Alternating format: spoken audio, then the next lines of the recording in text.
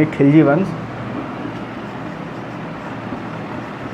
इसमें हम खिलजी वंश पढ़ेंगे जो हमारा चला था 1290 से 1320 ईस्वी तक, 1320 ईस्वी तक चला था। इसमें खिलजी वंश में सबसे पहले आते हैं हमारे जो इसके संस्थापक हैं वो हैं जलालुद्दीन खिलजी। जलालुद्दीन खिलजी और इसके जो अंतिम शासक थे यानी कि इस वंश के जो पहले शासक हैं वो हैं हमारे जलालुद्दीन खिलजी, जलालुद्दीन खिलजी।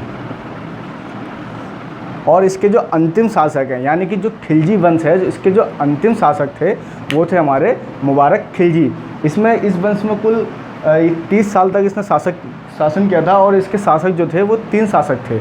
इसमें पहले थे जलालुद्दीन खिलजी, दूसरे थे अलाउद्दीन खिलजी और तीसरे थे मुबारक खिलजी। तो हम आज पढ़ेंगे खिलजी वंश के बारे में और हम सबसे पहले स्टार्ट करेंगे जलालुद्दीन खिलजी को पढ़ेंगे। उससे पहले हम पढ़ते हैं कि खिलजी क्या होता है। खिलजी जो है वो अफ़गानिस्तान में हेलमंद नदी के जो प्रवेश द्वार है उस प्रवेश द्वार को खिलजी कहते हैं। वहाँ की जो जनजाति, वहाँ के जो मूल निवासी थे उनको खिलजी कहा जाता था।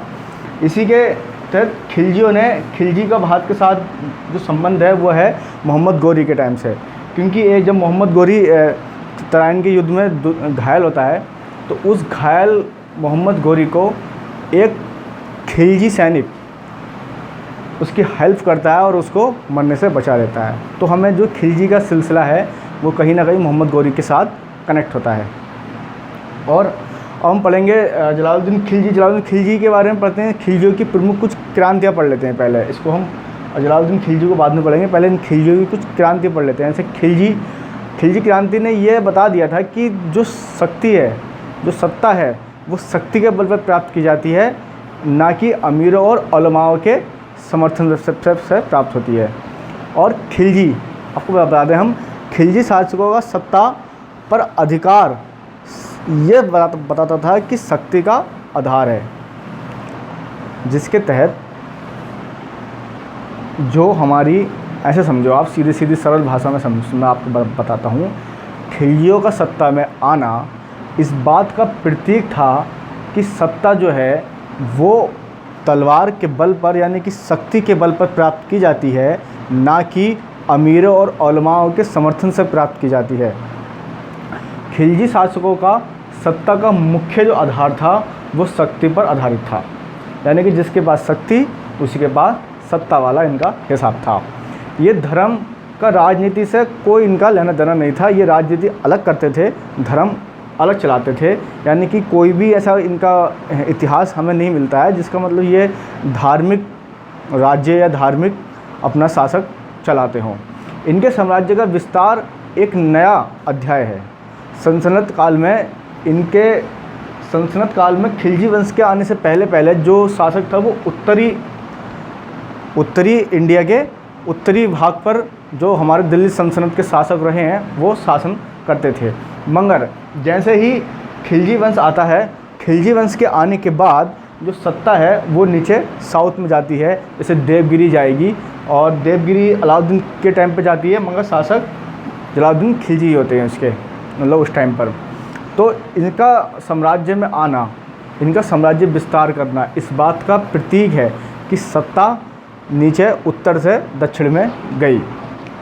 चौथा पॉइंट, निम्न वर्ग के मुसलमानों को इन्होंने उच्च वर्ग के मुसलमानों के खिलाफ विद्रोह भी कह सकते हैं। या इन्होंने ऐसा किया था, जो निम्न वर्ग के मुसलमान थे उनको अमीरों और उलमाओं के बराबर के पद दिए, उनको उनके बराबर रखा, जिसे निम्न वर्ग के मुसलमानों का उच्च वर्ग के मुसलमानों के खिलाफ विद्रोह कहा गया। पाँचवां पॉइंट, खिलजियों ने न जनता, न अमीरों और न ही उलमाओं का समर्थन प्राप्त किया। इन्होंने किसी का समर्थन प्राप्त नहीं किया। मैंने आपको बताया ना फर्स्ट वाले पॉइंट में कि ये अपनी सत्ता का सबसे महत्वपूर्ण आधार शक्ति को मानते थे। इसीलिए इन्होंने ना तो किसी अमीर का, ना ही किसी उलमा का और ना ही किसी जनता का समर्थन प्राप्त किया। खिलजी सैफ या इब्ने सईफ यानी कि तलवार का बेटा, और कैकुबात ने इनको एक उपाधि और दी थी, वो थी शाइस्ता खान। इनका राज्याभिषेक जो है वो बलबन के द्वारा बनाए गए महल में, यानी कि किलखौरी में हुआ था। किलखरी में हुआ था। और प्रारंभिक जीवन इनका मलिक फ़िरोज़ खिलजी का कबीर, इनका जो जलालुद्दीन नाम का जो महत्व, जो उनका नाम था वो था इनका फ़िरोज़ खिलजी। ये खिलजी कबीले का तुर्क था। उसने अपने भाई शहाबुद्दीन एवं उसके पुत्र अलाउद्दीन के साथ अनेक वर्षों तक बलबन की सेवा की थी। उसके बाद बलबन ने इसको मुवल्ली के युद्ध, यानी कि मुवल्ली के युद्ध के पद पर इसको कैकुबाद ने रखा, यानी कि और उत्तर पश्चिम सीमाओं का इसको प्रधान रक्षक बना दिया। मेरा कहने का मतलब ये है, आप इसको आराम से समझो। ये इनके भाई शहाबुद्दीन, जलालुद्दीन के भाई शहाबुद्दीन और इनके भतीजे अलाउद्दीन खिलजी और ये खुद, इन्होंने तीनों ने मिलकर कुछ लंबे समय तक बलबन की सेवा की थी। कैकुबाद, जब बलबन की मृत्यु के बाद कैकुबाद बादशाह बना तो कैकुबाद ने जलालुद्दीन खिलजी को शाइस्ता खां की उपाधि दी। उसके बाद इनको मुवल्ली के आपका कहते हैं मुवल्ली के युद्ध, यानी कि युद्ध मंत्री इनको बनाया था। ठीक है, युद्ध मंत्री बनाने के साथ साथ इनको उत्तर पश्चिम सीमाओं का प्रधान रक्षक बनाया था। किसने? कैकुबाद ने जलालुद्दीन खिलजी को। कैकुबाद की मृत्यु के बाद उसका बेटा कैमरूस होता है, जिसको ये संरक्षक बनते हैं उसके। और उसके बाद जलालुद्दीन खिलजी 70 वर्ष की आयु में बादशाह बनते हैं। 70 वर्ष की आयु में ये बादशाह बनते हैं। क्योंकि इतने लंबे टाइम के बाद ये बादशाह बने और उस सबसे ज़्यादा एजड बादशाह यही थे, क्योंकि उससे पहले इतने एजड बादशाह नहीं बना था कोई भी। तो और इनकी उम्र इनके बादशाहत के काम करने पर साफ दिखती थी। ये दयालु थे। दयालुता इनकी ऐसी थी कि ये अपने विद्रोहियों को माफ़ कर दिया करते थे। समझ रहे हो नहीं? माफ़ कर दिया करते थे। जैसे एक किसली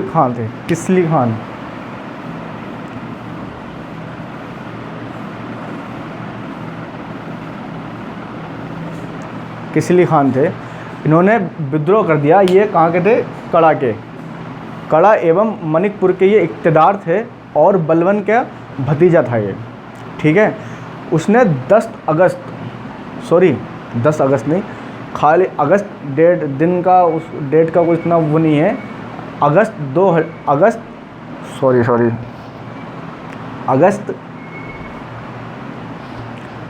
1290 में उसने सुल्तान की उपाधि ग्रहण करके वो अपने नाम के सिक्के चलवाए और उन्हें कुतवा पढ़वाया। ठीक है, यानी कि मेरा कहने का मतलब है किसली खान अगस्त 1290 में एक उपाधि ग्रहण करता है और अपना आप को वहाँ का सुल्तान, यानी कड़ा का सुल्तान घोषित करता है। सिक्के चलवाए, कुतवा पढ़वाया। अलाउद्दीन खिलजी ने मलिक अच्छू, इसका नाम मलिक अच्छू भी था, इसको पराजित कर दिया था, इसके विद्रोह को समाप्त कर दिया था और इसको बंदी बनाकर जलालुद्दीन खिलजी के दरबार में लाया गया। तो जलालुद्दीन खिलजी ने अपनी उम्र के हिसाब से, जो मैंने बताया आपको कि 70 वर्ष का ये बादशाह था, इसने इसके बाद उसकी उम्र इसके बादशाहत में दिखती थी। तो इसने किसली खान यानी कि मलिक अच्छू को, जो अलाउद्दीन इसको हराकर इसके दरबार में लाया था, तो इसने इसको माफ़ कर दिया था। यानी कि जलालुद्दीन खिलजी ने मलिक अच्छू यानी किसली खान को माफ़ कर दिया था। ऐसे ही इसका एक विद्रोही और है ताजुद्दीन कूची। इसका एक विद्रोही और है ताजुद्दीन कूची।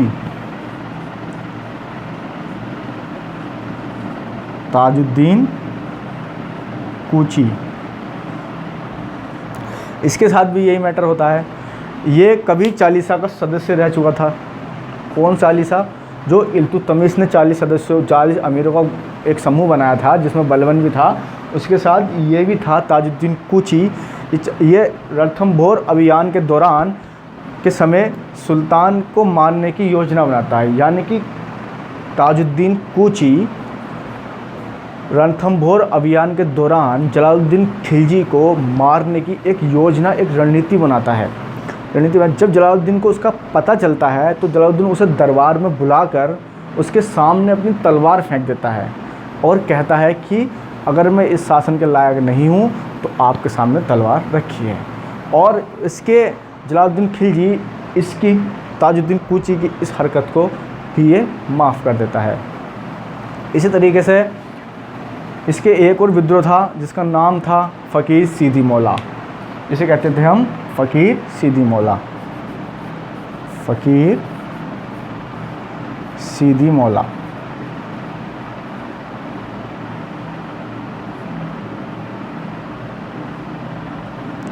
सीदी मौला ये सुल्तान का खलीफा बनना चाहता था, ठीक है। और इसने क्या करा, इसकी प्रतिष्ठा इतनी बढ़ गई कि वे सुल्तान नसीरुद्दीन महमूद की विधवा बेटी से ये विवाह कर लेता है। सीदी मौला चिश्ती संत बाबा फरीद के द्वारा सूफी मत का ये मानने वाला था। इसी समय जलालुद्दीन खिलजी अपना आखिरी और पहली बार संयम खो देता है। सीदी मौला का ये वध करवा देता है, यानी कि ये सीदी मौला को मरवा देता है। बरनी बताता है, जो एक इतिहासकार है बरनी बताता है कि इस फ़कीर की मृत्यु से के कारण, यानी कि इस फ़कीर यानी कि सीदी मौला की मृत्यु के कारण ऐसा अकाल पड़ता है कि लोग न यमुना में कूद कर अपनी जानें दी। और इतना भयंकर था कि अन्न का एक भाव जीतल की एक जीतल एक शेर के बराबर हो गया था इसकी सीदी मौला की मृत्यु के बाद। अब हम जलालुद्दीन की जो ये सब थे अपने विद्रोहियों को माफ़ करना और उनको माफ़ करने के बाद उनके सत्ता में बने रहना, इन्हीं सभी हरकतों से अजीज़ अमीर हबीब चाप ने सलाहुद्दीन सुल्तान की आलोचना की। इसके आलोचक भी रहे बहुत सारे और उन्होंने आलोचना भी की, ठीक है। अब जलालुद्दीन के बारे में इतना कुछ है नहीं, और जलालुद्दीन के अब मैं अभियान पढ़ा देता हूँ आपको जो महत्वपूर्ण है, इंपॉर्टेंट अभियान है। इसके कुछ अभियान हुए थे। रणथंभौर का अभियान हुआ था 1290 में, और मंगोलों ने अब्दुल्ला ने शुरू करा था। मैं आपको बता देता हूँ जल्दी।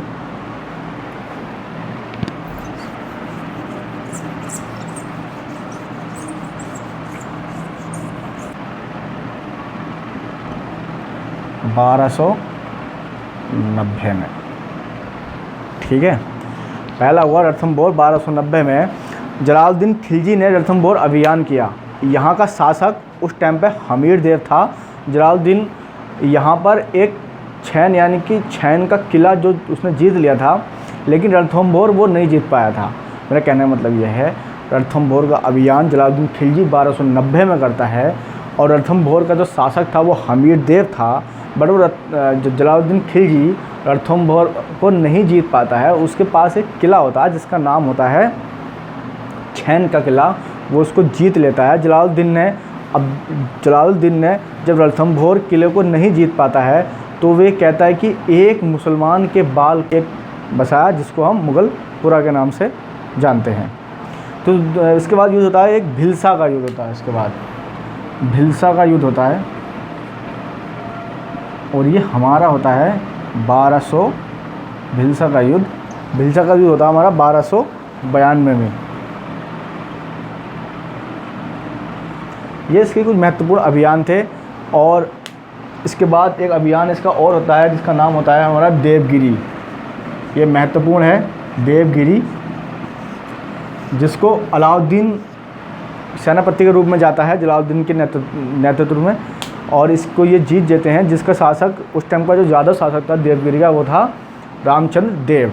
आपको सिर्फ इतना याद रखना है, जलालुद्दीन खिलजी से ज़्यादा कुछ पूछेगा नहीं, इससे पूछेगा अलाउद्दीन खिलजी से पूछेगा। हम अलाउद्दीन खिलजी को डिटेल में पढ़ाएंगे आपको, बट आज हम जलालुद्दीन खिलजी के बारे में इतनी चीज़ जानते हैं। इसका महत्वपूर्ण अभियान हमने पढ़े, जैसे एक रणथंभौर का अभियान था 1290 में हुआ था। उसके बाद अब मंगोलों ने आक्रमण किया, अब्दुल्ला ने किया 1292 में किया। उसके बाद भिलसा का युद्ध होता है 1292 में होता है। फिर देवगिरी का युद्ध होता है जो अलाउद्दीन करता है। ये देवगिरी के युद्ध से ही इनकी जो शासन करने की साम्राज्य विस्तार की नीति थी वो साउथ में पहुंची थी। उसके बाद जलालुद्दीन अपनी उदारता के लिए जाना जाता है। 70 वर्ष का सबसे बुजुर्ग ये शासक बना था, और ये अपनी उदारता इसके जो विद्रोही थे, जैसे तुम्हारा ताजुद्दीन कूची था उसको भी इसने माफ़ किया था, और किसली खां यानी कि मलिक अच्छू था उसको भी इसने माफ़ किया था। बट इसने सबसे पहले और आखिरी बार जो अपना संयम खोया था वो फ़कीर सीदी मौला के हत्या करवा के इसने अपना संयम खोया था, क्योंकि वो बादशाह बनना चाहता था। उसने नसीरुद्दीन महमूद की विधवा बेटी से विवाह किया था, इसी लालसा में उसने विवाह किया था उसकी विधवा बेटी से कि वो सुल्तान बन सके। बट जब इसका पता जलालुद्दीन को चलता है तो वो उसका वध करवाता है और अपना संयम खो देता है। ठीक है, उसके बाद उसकी इन हरकतों के बाद कुछ लोग उसकी बुराइयां करेंगे, आलोचना होती है और जलालुद्दीन खिलजी 1290 से 1296 के आसपास ये समझ जाता है। सीदी मौला के बारे में कहा जाता है कि कुछ इतिहासकार हैं, जैसे बर्नी है, बर्नी के अनुसार सीदी मौला के बारे में कहा जाता है कि सीदी मौला की मृत्यु करवाने के बाद एक ऐसा अकाल पड़ा कि लोगों ने अपनी जान अपने आप को यमुना में कूद कर जाने दी। इतना भयंकर अकाल पड़ा था जलालुद्दीन खिलजी के शासनकाल में। तो ये इसके कुछ महत्वपूर्ण पॉइंट थे। इसका हम जलालुद्दीन खिलजी को आप उसका इब्ने सहीफ़ कहते हैं, तलवार का बेटा भी इसको कहा जाता है। शाइस्ता खां की इसकी उपाधि थी जो कैकुबाद ने इसको दी थी। कैकुबाद ने इसको युद्ध मंत्री बनाया था और उत्तर पश्चिम सीमाओं का प्रधान रक्षक भी बनाया था। तो हमने इसका रिवीजन कर लिया। इसकी खिलजी क्रांति थी। खिलजी क्रांति में ये सिर्फ सत्ता को, ताकत को और शक्ति को ही अपनी सत्ता का आधार मानते थे। ये किसी अमीर उलेमा को या जनता के समर्थन से ये शासन नहीं चलाते थे। इसी तरीके से जलालुद्दीन खिलजी का दिल्ली के लोगों ने समर्थन नहीं किया था। आपको बताता चलूँ, जलालुद्दीन खिलजी जब शासक बना तो दिल्ली के लोगों ने इसका समर्थन नहीं किया था। कुछ दिनों के बाद ये जब दिल्ली आया तो इसको लोगों ने समर्थन किया, क्योंकि वो कैकुबाद और बलबन का सबसे ज़्यादा योग्य शासक मानते थे। तो इसी के साथ हमने इसका रिवीजन किया। 1290 से 1230 तक खिलजी वंश चलेगा। उसके बाद हम अलाउद्दीन खिलजी पढ़ेंगे और अलाउद्दीन खिलजी के बाद हम मुबारक खिलजी पढ़ेंगे। उसके बाद ये वंश समाप्त हो जाएगा। इसमें जो महत्वपूर्ण टॉपिक हैं आपको मैं बताता चलूँ। जलालुद्दीन खिलजी ने अपनी बगावत को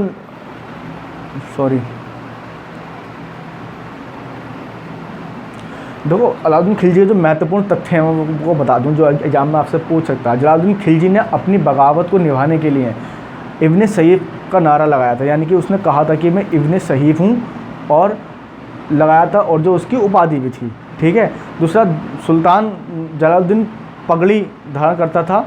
मंगोलों के बीच इस्लाम का प्रचार करने वाला वो पहला शासक था। ठीक है। समकालीन संत शेख बशीर ने कहा था अलाउद्दीन खिलजी के साम्राज्य का आधार स्थायी नहीं है, यानी कि जो इसके समकालीन जो शेख थे, इसका नाम बशीर था, उन्होंने कहा था कि जलालुद्दीन खिलजी का जो शासन है वो स्थायी नहीं है। कहीं ना कहीं वो थोड़ा जो उस टाइम की सिचुएशन के हिसाब से बताया होगा।